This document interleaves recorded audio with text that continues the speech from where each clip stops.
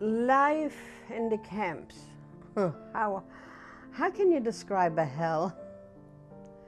Well, we would work from dark to dark. We would get up, it was dark, we would go to be counted first. We would have to line up 5 deep, and as long as there are people. My mother and the rest of the family were murdered in Treblinka.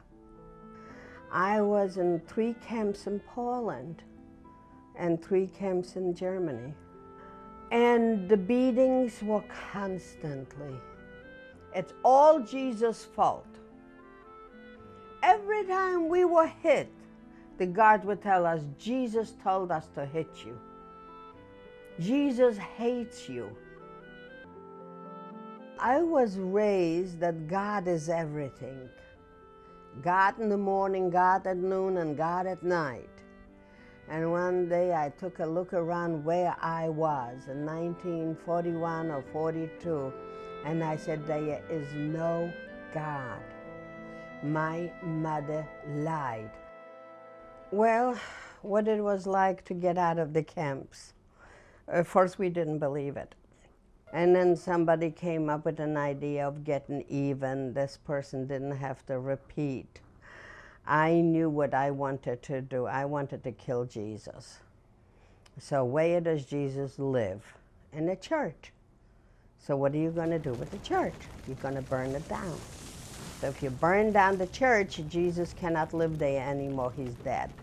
We had so much hate. And when we came back to the group, we reunited. I took my sister's hand and I said, it's time to go home. And after a while, my sister had married and gone to Israel, and I was going to follow her. And then I wound up in America through circumstances. And shortly after I came, I met my husband. We got married. I was blessed with children, and many things happened. And one day, my oldest daughter comes home and she says, Mommy, Mommy, Mommy, I believe in Jesus Christ. He's the Jewish Messiah. I just couldn't see it. The same Jesus who killed my family, who put me in a concentration camp, who they experimented on, they beat and they killed. How can you believe in that? How can you believe in a God? I threw out my daughter because she believes in him. And I sent my husband into that house, and he became a believer. He didn't want to go to the synagogue with me, even though I had the best seats. But there he believed. I mean, it used to be a peaceful, loving house. Jesus comes in and there's war. I said, I'm going to teach them a lesson. I'm going to find the killer Jesus. And I went down the basement and I locked myself in. I looked in my Bible. Now, I knew in my Bible, the one the rabbi gave me, there's no Jesus in there. So I put it aside. I picked up my daughter's Bible and I started reading it and reading it and reading it, and I started again to read it because I knew I missed it. I was about 4 or 5 days in that basement. I didn't do housework, I didn't do cooking, I didn't do cleaning. Nobody was allowed to come near me. I was a tyrant. I was a tyrant as it is, but I was really a tyrant at that time.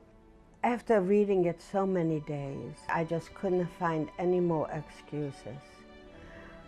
I noticed that he was the lamb, not the lion. And he didn't kill me.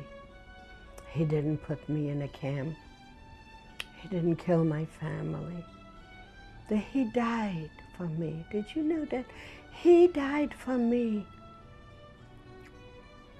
He loved me this much that he gave himself for me. I didn't convert. I'm Jewish, you see. I found the God of Israel, and to his glory I serve him. Pick up your own Bible. There are 328 prophecies from Genesis to Malachi. In the Hebrew scriptures, it's from Genesis to Chronicles. And there are so many prophecies of coming of the suffering servant. Read it. Just read it and come to your own conclusion. Who am I talking about?